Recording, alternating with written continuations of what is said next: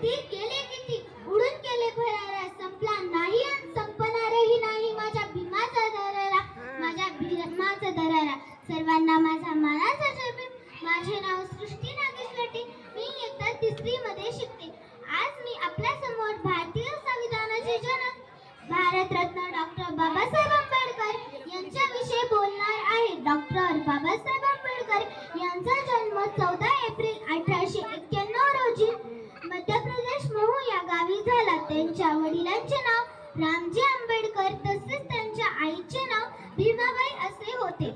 Doctor Babasaheb आंबेडकरांनी 14 तळे सत्याग्रह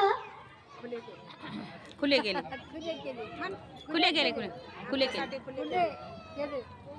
केले खुले गेले खुले केले हा चल राहू दे.